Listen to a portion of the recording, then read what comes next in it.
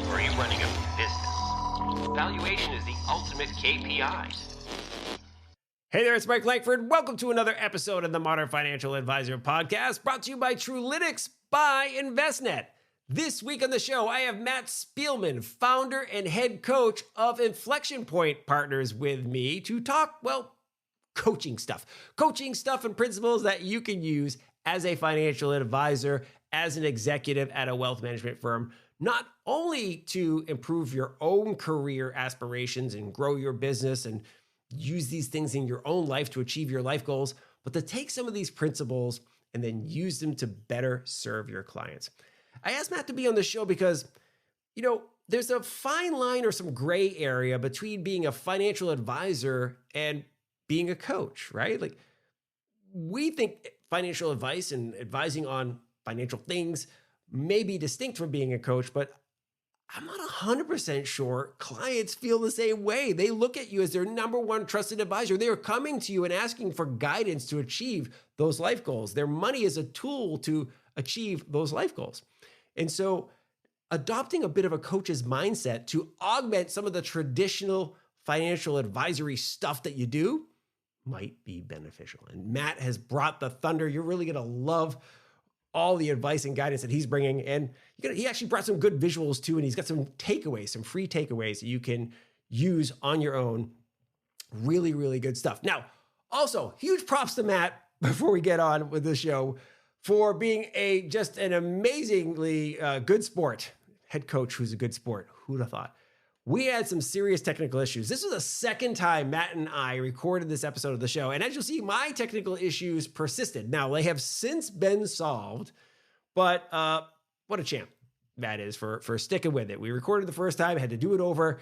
And even in this one, you're going to see that my video freezes a few different times. My audio is fine, but my video freezes a few different times. So what we're going to try to do is, in those times where I'm frozen, we'll either make Matt bigger or kind of put something over my face, some sort of visual there that doesn't make me have the, that weird face that happens when your video freezes. Anyway, I think you're going to love this episode. That type of weirdness aside, really, really good stuff. As they say, the show must go on when you record a podcast. Okay. Now, before we get to the conversation with Matt, please do make sure you swing by Trulytics.com and click that little contact form and explore the site. Some amazing stuff there. Things are developing pretty rapidly since the acquisition. I love the things that we're doing over there at Trulytics, so make sure you check that out. Also, if you haven't done so already, please do subscribe to the podcast on Apple Podcasts, Spotify, Google Podcasts, Amazon, the YouTubes, or wherever you like to get your podcast jam on. And if you have a question or a suggestion for a guest or a topic for the show, hit us up, podcast@Trulytics.com. We would love to hear from you. Okay, let's get to the conversation with Matt Spielman, head coach. Let's do it. Matt Spielman, so wonderful to see you this morning. Welcome back to the Modern Financial Advisor Podcast. I feel like I just saw you. It's amazing. I say welcome back. And for those who are our regular listeners / watchers, viewers of the show, you're like, wait a minute, I've never seen Matt on the show. Well, here's the deal. Matt and I recorded an episode of the show with much trial and tribulation a week and a half or two ago. And we had all sorts of technical difficulties on my end. And with our solution that we use to record these types of things. And then I'm like, hey, let's just switch to Zoom. We'll record there. Zoom never fails. User error on Mike Langford's behalf. We record on Zoom, and I made the mistake of not, there's a feature that we have where I can record separate videos for each one of us. And so that we can edit a little bit better and so forth. And we can record separate tracks. I forgot to check either one of those darn boxes. And so what ends up happening, I just get the one video with one track. And I'm like, oh man, we're just not going to have a good end product. So user error. So thank you so very much, Matt, for coming back. I appreciate you. I'm really looking forward to diving in and recreating that first conversation that we had. Yeah, let's hope it's even better, right? We've had for sure. We've hung out together. This is gonna be awesome. All right, so well, listen. We'll do this thing just as if it never happened, but we never had any technical issues. So before we get started, and I'm going to try to recreate this as good as possible. In your background there, Matt, for Yes. the listeners in the background of Matt, he has 2 stadium seats. So you imagine if you went to a ball game and there's stadium seats. They're red in color, and for those who you're watching the show, obviously you know they're red in color. So throughout the show, I want you to be noodling. Where did those stadium seats come from? What stadium? So it's going to be a good guess. They are Major League Baseball, correct?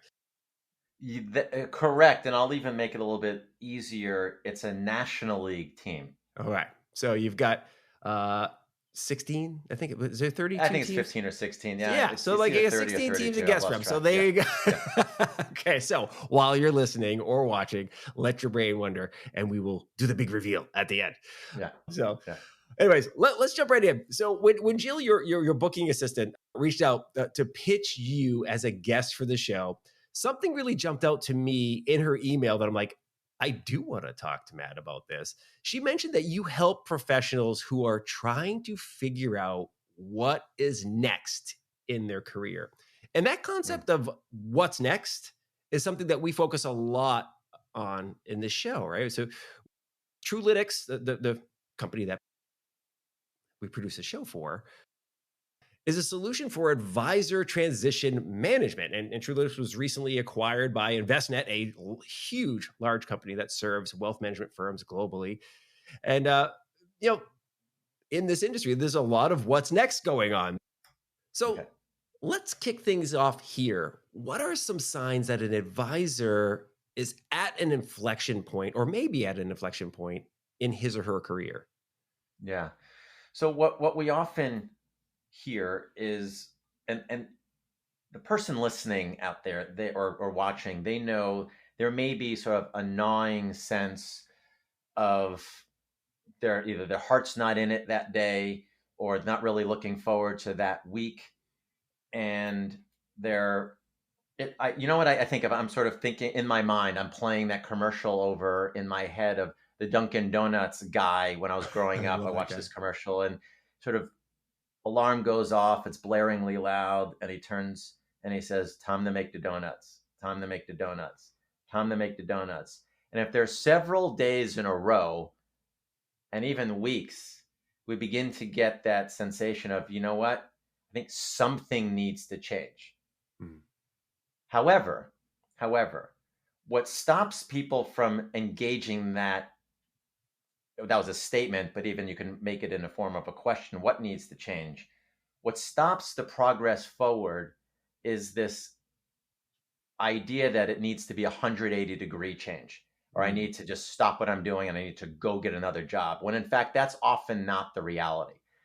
That tweaks, edits, small changes made smartly and to the right things can have a wildly positive impact on one's day, on one's week, and just kind of the job overall. So we often sort of focus on those small things and maybe reimagine, reframe. Maybe there's another assignment or a new type of client or something, a course that we can do, something that can invigorate the energy to push away that gnawing sense of feeling, that gnawing feeling or sense that we may have, and maybe quiet that Dunkin' Donuts guy. By the way, so I'm a native New Englander. I live here in Austin, Texas now, as most of our audience knows, but but like growing up in the Boston area where Dunkin' Donuts, originated, it's really kind of a funny thing, to remember those old commercials. Speaking of Dunkin' Donuts, by the way, their oldest store, the original Dunkin' Donuts store, is just getting refurbished. It still exists. I didn't even know that the original Dunkin' Donuts exists. I saw a little news story come across my feed.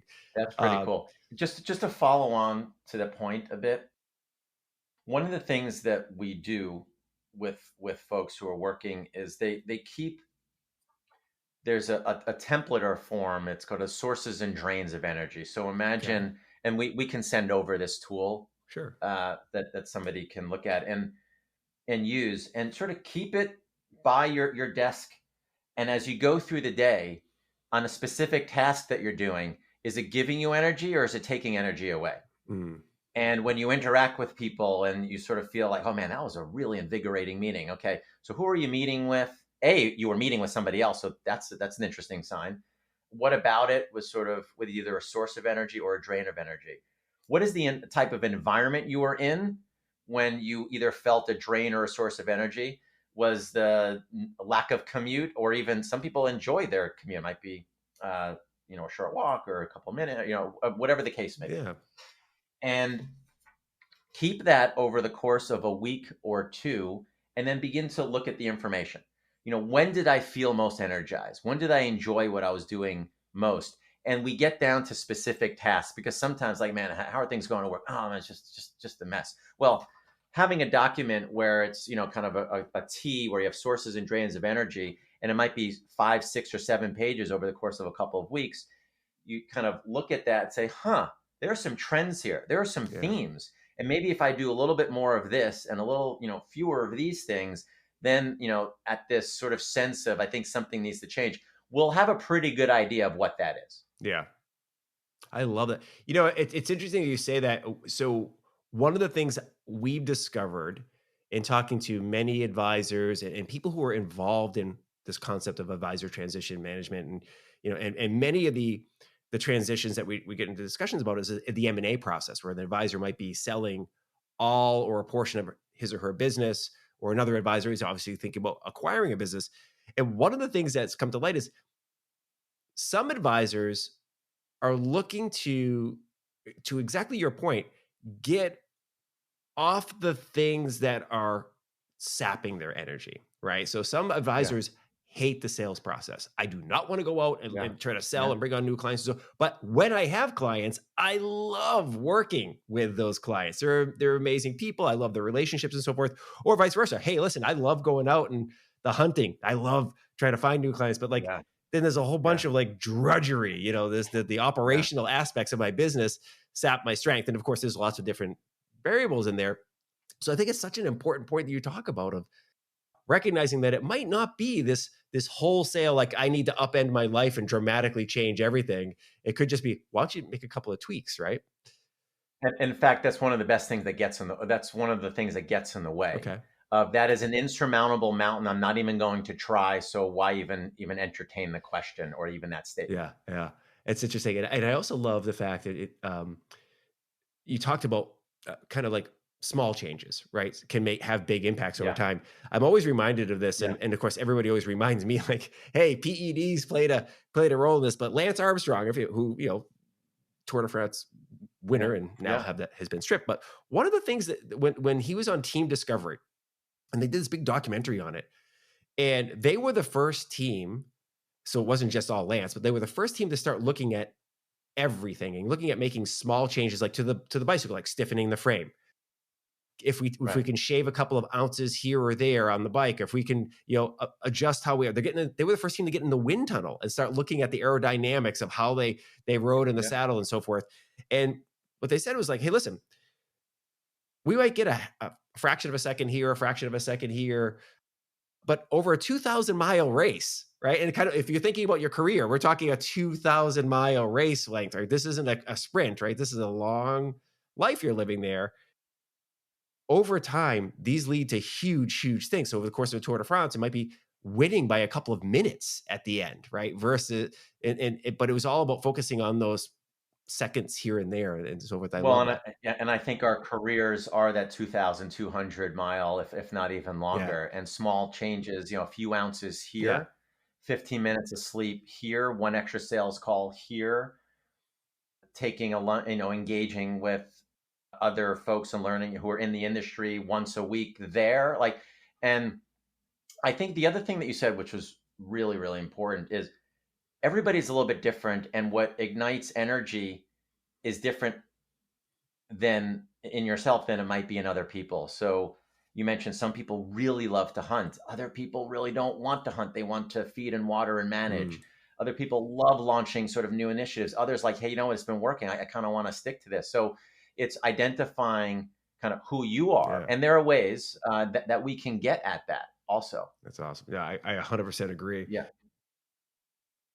A little while back, and I think this kind of feeds into exactly what we were just talking about. A little while back, I had Kieran Bowl from Price Metrics by McKinsey on the show. And I think it was like last year sometime. And one of the things that he and his team uncovered by studying 70,000 financial advisors, they have direct data feeds, so they can actually look into Yeah. like what's happening in the business of these advisors, was that most advisors are not growing their business organically, meaning they're not bringing in new clients and new assets, right? And in fact, 75% of all growth that's happened over the last decade or so for financial advisors has come from market growth, not new clients. And I found that incredibly Mhm. interesting. And then the cause of this plateauing, if you will, is almost always attributed to capacity. Like maybe the advisor just run out of space. Like, he or she just, I Right. don't have any more hours in the day. Here I am. And the other one is complacency, maybe, right? We get, hey man, I'm making $400,000 a year. Life's pretty good. I play a lot of golf. I spend a lot of time with my family. There's no need to bring on new stuff. And this is a challenge for wealth management firms. They're like, hey, listen, we've got this advisor population. We want to grow.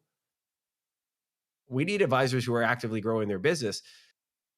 And as the saying goes, if you're not growing, you're shrinking, right? Because client attrition will happen at some point in time. Your clients will get to a Yeah. certain age and they'll start drawing down those assets and not growing them through contributions and so forth. So I guess the big question here is, how do you help advisors? I want to kind of start diving into the meat here.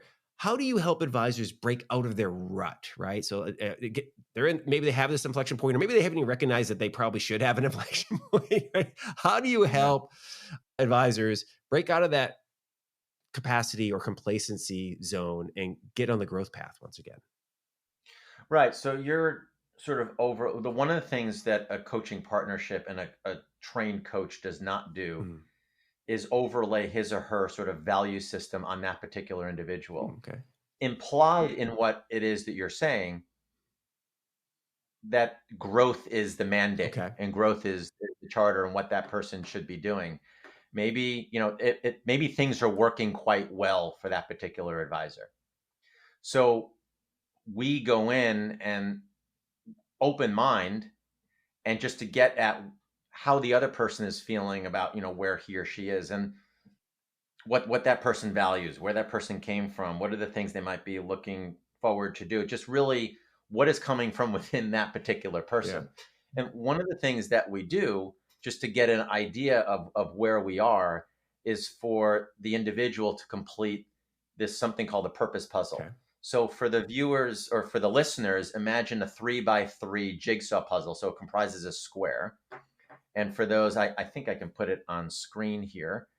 So imagine that the 3x3 jigsaw puzzle, and on each one of the pieces, it has a different facet or piece, using the jigsaw puzzle analogy here, metaphor actually, Mhm. is a different facet or piece that contributes to how you're feeling on a day-to-day basis. So career is one of them. Mm. Life partner, significant other is another one. Friends, health, finances, physical environment, community, family, spirituality. And one of the things that we do, and I can send this over so your audience can download it Absolutely. and work through it. One of the things that we do is go through and get a snapshot in time of where, almost a present state of where is that person on a scale from 1 to 5, with 5 being, man, my health, I'm feeling really good about where I am. I'm sleeping well. I'm sort of, physically, I am where, and it contributes in a meaningful way to how I'm feeling. And so that will be a 5, a 4 or 5 out of 5. And so we sort of go through this. It takes 3 to 5 minutes and it gets through. Then it invites the conversation of, okay, if this is today, where might we want to be tomorrow? And for those who are listening, I just clicked on tomorrow in quotation marks, and the colors and the numbers are at a different level. So, today and tomorrow, and we've chosen a couple of areas where we're going to make a concerted effort to improve and increase, that particular number.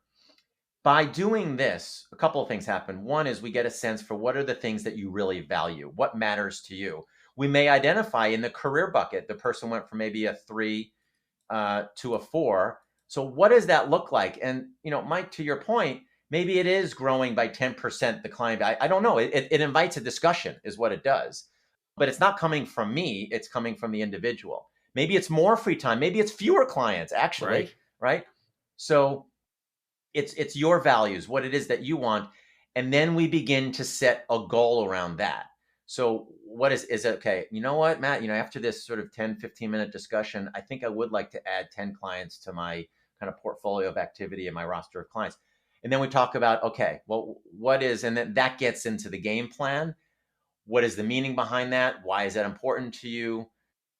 And then we get into the specific, well, of course, the time horizon. By when might you want to do that? And what are the specific action items that work in service of that? And that begins to get into this game plan concept. And I'll stop sharing my screen now, if I could figure out how to do that. There we go. I love some of the core elements of what you just described there of like, hey, look, maybe growth isn't the most important thing for the advisor, right? Maybe that's not the thing they are thinking about, he or she is thinking about.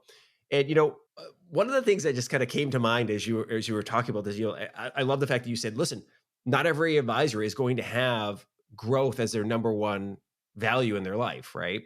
And one of the things that pops in my mind is, we talk about this business, the financial advisory business, for many individual advisors as a lifestyle business. And sometimes that's used with a negative, almost like, it's a lifestyle business, right? And people, I know in the startup world, investors are like, I don't want to invest in a lifestyle business, right? Well, that makes sense. But for an advisor, that advisor I talked about before, who's maybe making $300,000 a year, and it's recurring revenue, lifestyle might be the reason why they do this. Like, hey, I am able to work a normal 30, 40 hour week. I get to golf. I get to travel a lot. There's no real emergencies, as rare as that's a financial advisor emergency. So as a general rule, it's a great business. And so part of their goals, to your point, might be, hey, how do I have the best lifestyle business? Like what is that? What does that look like? How do I make sure that I have my recurring revenue is very strong and not as susceptible to the markets, making sure that I am guarding against client attrition, asset attrition. Maybe I do have to occasionally have a plan for bringing on new clients so I don't shrink, right? I don't care if I grow by leaps and bounds, but I definitely don't want my business to go smaller. So I love this line of thinking here. Well, I think that, people get caught up in, I talk a lot about this in the book. It's the chapter's entitled Should versus Could. We often get caught up in, hey, what should I do, right? I should continue to grow. I should continue to travel and meet new people and develop new areas of the country, potentially even a new country. But really, when I'd like to layer that over what is it that the individual values, right? And it's sort of getting back to that purpose puzzle and setting goals around that. And I encourage people to think about at an inflection point at any moment is, what could I do instead of what should I be doing? Should is this exogenous force, and could sort of comes from within, reflecting what it is that individual really wants in that moment, and maybe wants something down the line. Yeah, that's a really important point, and I think advisors, the really good ones, think the same way when they talk to their clients, right? Like, your financial life is a bunch of what can I do? A bunch of possibilities, right? And you've got a bunch of levers: how much you save, how long your runway is, how much risk you're willing to put those assets in, and so forth. All shape, what you can do, right? What are the levels of possibilities? And you can kind of tinker with all those different things. So they're probably, the good ones are used to having that conversation with other people. And we were talking about having this conversation with the advisor. With ourselves. That's exactly right. Right. It's a very consultative, other person focused approach that they take with their clients about their objectives and what they may want to do in the future, where, when, with whom, what they want to put away for their grandchildren and stuff like that. Not what the advisor is saying, hey, I think you should do this. I think I should do this. Yeah, I mean, if there's a question asked of them, what their point of view is, they can provide it. But it's not layering over, let's say if I'm the advisor, what I think the person should do and what my values are and what. So it really needs to come from the other individual. Yeah, I love it. It kind of leads me to like another, how to say it. Clarification isn't the right phrase to say this, but like, I have this concept of coaching versus advising, and I want to dive in a little bit there. You describe yourself on the website for your book, the inflectionpointbook.com, and we'll make sure that's linked up for everybody in the show notes. You describe yourself as an executive and organizational coach. And so it got me thinking about our audience of financial advisors. Providing customized financial advice and guidance is incredibly valuable, obviously. But I wonder if advising clients differs from coaching, or do you just kind of think they're synonymous? Because, I think a lot of advisors maybe think of themselves as coaches in a way, but I can't help but thinking like there might be a difference. So what are you thinking are the different skill sets for being a effective coach and versus just an advisor?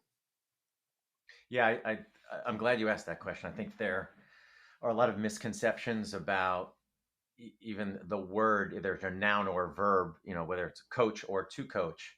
But I think if we take a step back, I think a coach's charter is to help bring out the best in the individual, the team, the group, the organization, whatever that a team, Mm. right?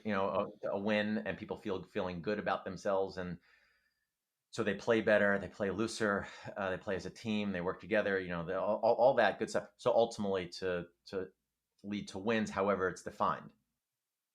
There are different ways to get there. And I think that's where the word sort of advising or coaching or mentoring and managing can get a little bit confusing. I will tell you what a trained coach has learned in the coaching programs today, which is where the world from whence I came. And this is the way I think about it. So you are the client, I'm the coach. Mm.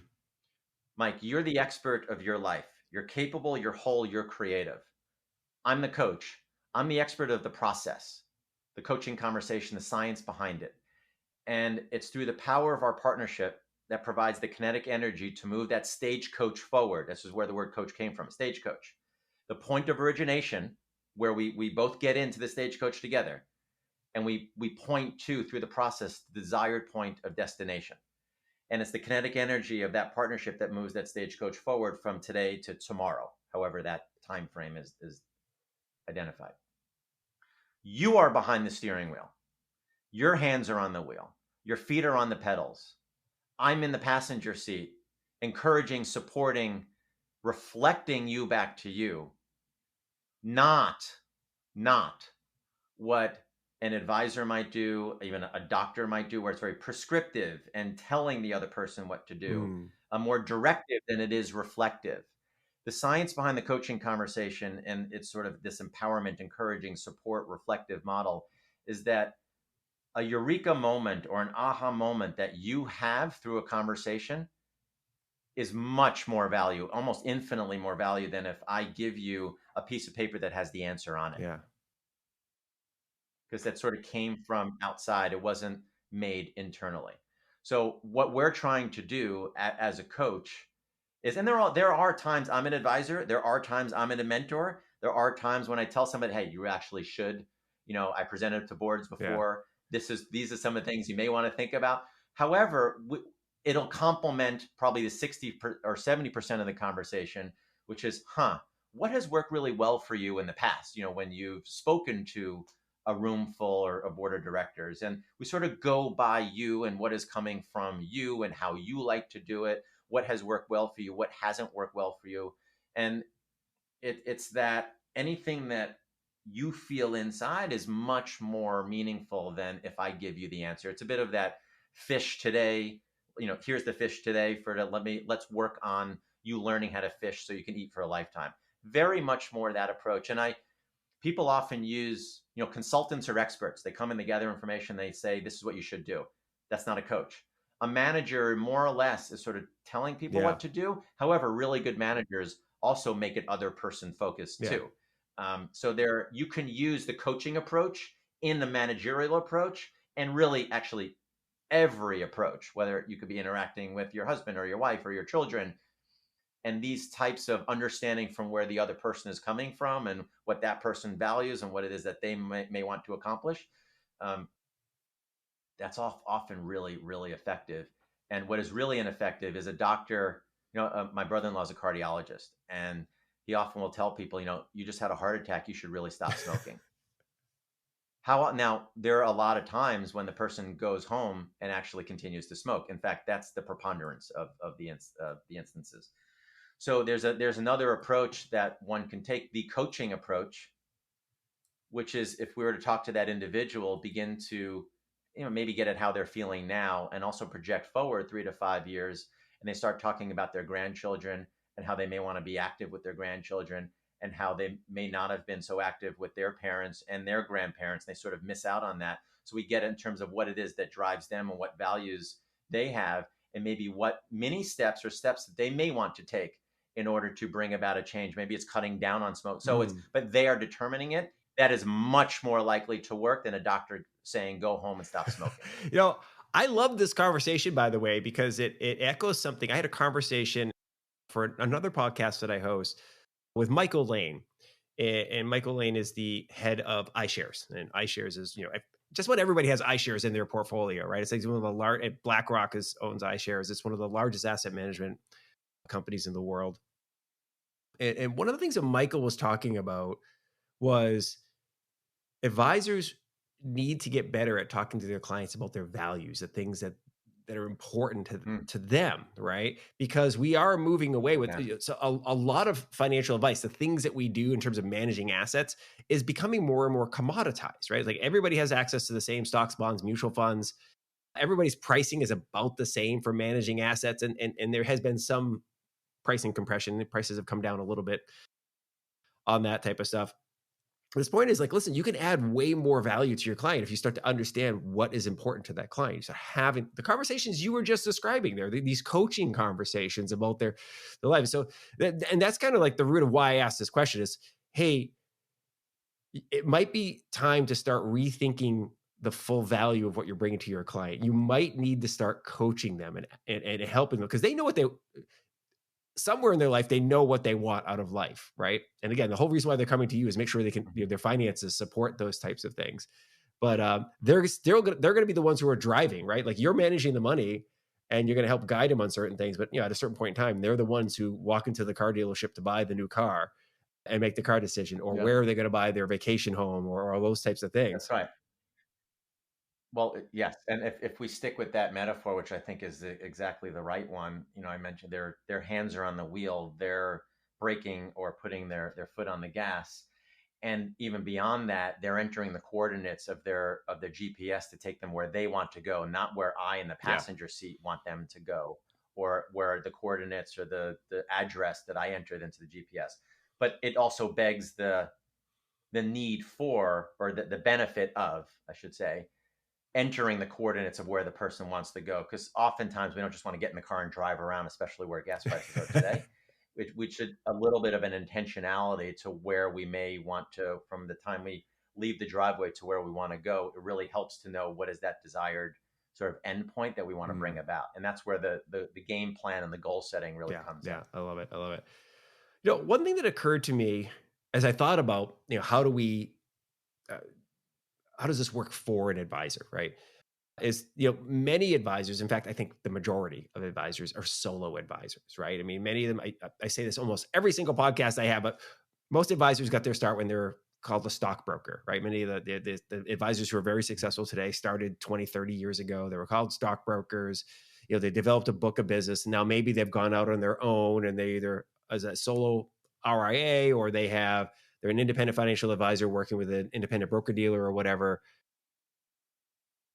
One of the consequences, if you will, potential negative consequences of that is they've been going alone, right? They're doing their own thing, right? They might not even have ever asked advice or for coaching on their how to run their business, right? They might have had some training earlier on, but they've been just doing their own thing. How do you go about coaching people who have just been kind of rolling solo for so long? What's the approach that you take? So maybe rolling solo has been perfectly fine for them. It comes out in what does that person want to bring about? What is a goal that he or she wants to set? And then it may become very clear that there's some expertise, there's additional knowledge or people that they may need to engage or talk to or incorporate or bring in to help bring them closer to realizing what it is that they want. So one of the things that we do is there's on a single page, there's a document and there's 4 goals usually on that document. And one of it may be, maybe there's a certain amount of income that person wants to generate, or revenue for that particular business. Okay. Well, going at it, as Marshall Goldsmith sort of in his book called What Got Us Here Won't Get Us There, maybe, that's part of the discussion. What got you here is not going to get you there. So what are the things we need to do in order to get there? But I don't go into the conversation saying, okay, well, you've been going at it alone, so you need to change that. No, that's if the goal of what that person wants to bring about is something that goes above and beyond what he or she has created, then yes, we invite other experts in, books maybe prescribed or articles maybe prescribed, or kind of going on a listening tour or speaking tour, just kind of engaging others and seeing what they're doing. But that is an action item that comes out of it's a cascade down from a goal that they may set for themselves. Yeah, I love it. I love it. Because it's such an interesting thing when you think about somebody, to your point, like obviously they've been successful rolling solo. But it's a whole notion of like, all right, a lot of times when somebody's an independent solo person, they've never gotten comfortable asking for others or advice and guidance, right, or coaching in their professional lives. Yeah, right. But so, and maybe that's worked fine. There are friction points that arise when the desire to bring something maybe different about from where they are now necessitates a different way of going around about things. This is more of a how question. It's how do I get there, and the assumption there is a little bit different than here. Where well, let's dive into some of the actionable stuff here, because that's what we like to do on this show is make sure everybody walks away with like actually something they can do when they leave the show. So the core of your coaching methodology is something you call the game plan system. Obviously, I don't want you to give away all the secret sauce on the show, but let's dive in a little bit, because I think this approach is something that will resonate with advisors. I think they'll kind of like start shaking their head. There's some familiarity here. Mike, I want to give it away. So the tools are downloadable for free, and I want to make sure that the audience can do that. One of the tools is the purpose puzzle that people can go through in 5 minutes, literally, and get a snapshot of where they are now, of today, and then begin to think about what tomorrow may want to look like. But then sort of closing that gap, I'll share with the audience another tool. So I'm going to share on screen the game. So yes, you mentioned game plan system or GPS, and the double entendre is intentional because it provides the coordinates or the direction from where you want to head from today to tomorrow. So what I've put on screen, and for the listeners, is a single page, and it's entitled Game Plan. And you put month, year, you put your initials in there in the event that you drop it on the floor, but perfectly happy to you could put your name in there. So it's 4 columns, and the top column is the goal, or the second to the top. There's a goal column, which is what is it that you want to bring about? What is that outcome that you want to work toward? That tomorrow point. By when? So the time horizon. So by the end of this year, in 12 months' time, in 2 years, 5 years, 10 years. And then really think about what is the meaning and the consequence behind that goal. So getting back to that should versus could, if it's generating 20% more income, not because it sounds like something really nice to do, or my buddy said where I am in my stage in my career, I should be generating 20 or 25% more income. Okay, that's a reason. But let's say, okay, why is that important to you? What about that is important to you? And almost ask 2 or 3 whys, and that's the consequence or the meaning in that. Below that are the action items. What are the specific or explicit action items that you can do in order to bring that goal about and to realize that goal, bring about that outcome that you want? And I'm showing on screen just an example of my game plan 2 years ago, so August of 2020. And I have one goal in the third column that says complete the manuscript, for example, by the end of 2020. And why is that important, right? Well, it represents the culmination of who I am and what I've created, and now I can offer to people, paves the way for more one-to-many opportunities, like what I'm having today, actually. And that's versus my one-on-one, which I love, but I want to impact even more people. All right, so what are the specific actions if we go down the column? Well, I'm going to complete the chapters by, et cetera, et cetera. People can read or sort of see that, and these are specific, and they work in service of the goal. Now, people may notice that there's an image on the screen And athletes have been using the power visualization for decades. Why not us? And when I thought about in my mind what it is that that goal means to me, I sort of found an image and I inserted it in there. And then there's a headline or a hashtag, sort of branding the goal at the very top, just sort of a quick take on the goal. And for me, it was kind of book it, kind of getting it done. Obviously, the little play on words there. So we work through this, we print it out, we laminate it. So think of a football coach on Saturday or Sunday for college and the NFL, respectively. And those are the coordinates, or those are the plays to win that particular game that day against that particular opponent. Now, we don't create one every single week for us. I do have clients who create 2 or 3 a year, and they're micro goals, maybe 6 months or a year goals. And generally, they're working in service of something that may be sort of longer term. So in my mind, it's not written down here, but my mission is to ignite careers and energize lives and trigger whatever your version of the fist pump is. So all of these goals should actually be working in service of that mission that I have for myself. Does one need to have a mission sort of stated something? No, absolutely not. These are meaningful and consequential outcomes that you want to bring about that get you closer to that sort of future state that we were talking about a little bit earlier. I love it. I love it. It's, being able to visualize a goal is so important, right? Like, I think it's very often people just kind of keep things in their head, and think this is a goal I want to have, or maybe they just write down a couple of lists of goals, almost like a to-do list. But to your point, like, to me, I'm a visual guy, right? I've got to see it, touch it, feel it, right? Yeah, I love it. I love it. So laminate that darn thing. With you. There's something about the lamination where it makes it seemingly a little bit more permanent and portable, durable. People hang it up, they carry it around. And the other piece, Mike, which is super, super important. So if that's sort of the what of the goal and what the document can look like, we have a whole approach in terms of the how. So once you're on your road, plugged in the coordinates and you're driving, there is an element of, there are 8 things that I really encourage people to do that increase the chances that they'll be successful in this pursuit. One of which is, we're talking about building a team of experts. So there may be, doubling or increasing my revenue by 25%. That would mean I need to bring on a partner, maybe, or I'm not really sure actually how that works. So engaging others, getting expertise, partnership, can really be important. And I'll put up on screen a few other things that people can do. And again, happy to share this with everybody, and it's all available for free. But there are 8 different how to achieve elements here. One, I mentioned the build a team of experts. That laminated game plan, I'm talking about sharing your goals. So it creates accountability, transparency, and alignment. And if there's some personal things that are on that document, you can create 2 versions of it where it's sort of, if you want to remove numbers, you can do that. Or if there's a personal item there, you can sort of tweak it.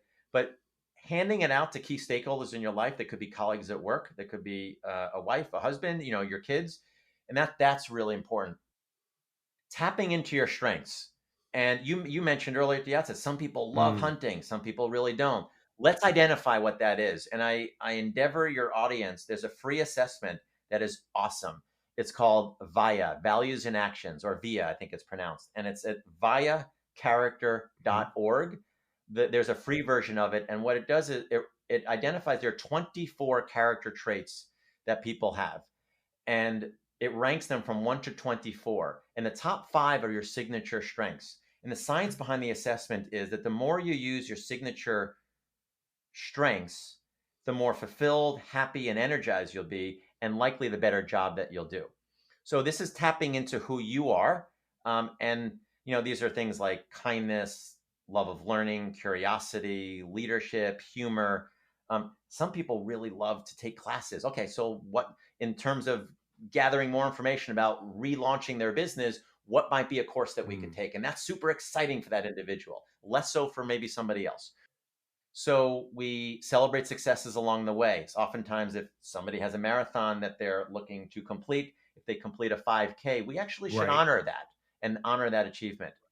There should be a focus and prioritization Not 30 goals, not 20 goals, not 10, maybe not even 6 or 5, but 3 or 4 well-chosen goals that fit on that game plan have a wildly positive cascading effect across all those 9 facets or puzzle pieces in your life. Creating a suitable environment. If somebody wants to lose weight, throw away the Oreos. If they want to be a more present leader, open up the door and walk the floor. Phrase things in the affirmative. This is a simple one, but pretty powerful. And oftentimes people may say to me, maybe they have a goal around time. And they say, man, I'm not going to go on social media today. Okay, well, that's good. Tell me what you are going to do today. The mind, it's a much more direct line between what you are going to do today versus the mind is like, not what you're not going to do. And it doesn't really think that way. And then there's this maniacal focus, finally, on win the day, every day. So we may have a future-oriented goal, but what are the 3 things that you can do today where you could either start, continue, or complete, recognize we don't always complete stuff in a day, that work in service of your goals and bringing about that outcome that you want. So this is the how to the achieve model, which builds upon, which we didn't go through today, but it's also in the documentation of the construct of the goal, not SMART goals, because I don't think that's a very smart construct. The achieve goal, the acronym achieve, I think is much more effective. I love this. By the way, as you mentioned, we're going to have this all linked up on the website and send people to your site as well. What I love about this is, and the stuff that Truelytics and the team deal with advisors is very often the advisors are overwhelmed, right? So as an example, one of the things that many advisors don't have is a succession plan. And it's incredibly important to their business, right? Because you're helping people with their financial lives. And the value of your business is in the continuity of that business, like the continuation of these cash flows that are coming through these client relationships. These are not assets in the classic sense. It's not a factory. It's not machinery, right? There's no patents or whatever. It is just you own relationships with clients. So if I was thinking about potentially buying your business or giving you a loan for your business, letting you take some cash off the table or whatever, I need to see a succession plan. I need to know what happens. Like, should something bad happen to you, you pass away, or you just decide you're going to retire or whatever, what does that look like? But many advisors get overwhelmed by some of these because they feel so big and existential, these tasks. And the model you're talking about here really kind of makes it, achievable. Yeah, so I think a key component in life is there's infinite noise, and we need to find the signals amid the noise. And I think this approach with the not 30 goals and not 20 goals, but even the 4 goals are those signals, those rocks, those pillars that we really need to feed water and pay attention to. Absolutely love it. Well, Matt, this has been fantastic. Now, people are going to want to follow up with you, sure. So what are the best ways for people to follow along with what you're doing and then potentially reach out to you to talk more if they're interested in working with you? Sure. So people can reach out to me on LinkedIn, and happy to connect with you, and we can start a conversation there. We also have a website for the book. It's called theinflectionpointsbook.com, theinflectionpointsbook.com. Go through a little bit about the book. One could purchase it there. One can also purchase it on Amazon.